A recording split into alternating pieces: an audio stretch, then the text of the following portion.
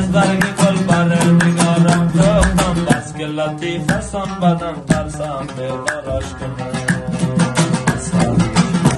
آب راهنه از برگ گل بر نگارم دوختم، بس که لطیف است آن بدن ترسم بیدارش کنم.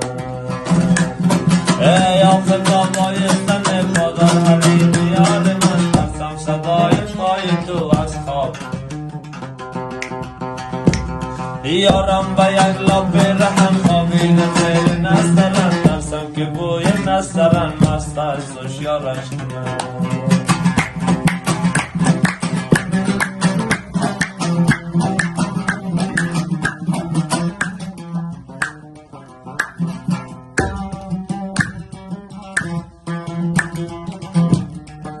چی مگه آقایو؟ پروانه امشب برمزن بندر حریم یاد من، ترسم صدای پرپرت از خواب بیدارش کنم. پروانه امشب برمزن بندر حریم یاد من، ترسم صدای پرپرت از خواب بیدارش کنم. ای آفتا بایستن پادر حریم یار، ترسم صدای پای تو از خواب بیدارش کنم. یارم با یک لب رحم خوابیده کنم، ترسم که گوی نسترن مست از هوشیارش کنم.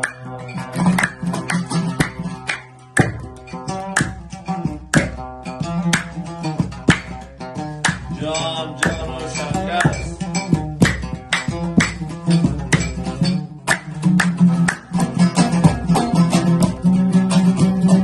به راهنه از برگ گل بر نگارم دوختم، بس که لطیف است آن بدن ترسم بیدارش کنم. به راهنه از برگ گل بر نگارم دوختم، بس که لطیف است آن بدن ترسم بیدارش کنم. ای یارم به یک لب رحم خوابیده ترسم که بوی نسترن مست از هوشیارش کنم. ای آفتا بایستن پادر حریم یاد، ترسم صدای پای تو از خواب بیدارش کنم.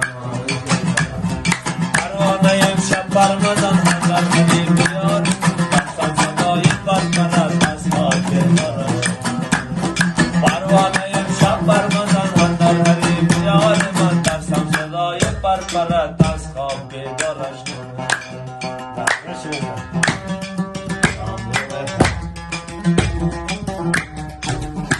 با پنج دلاری تقا جان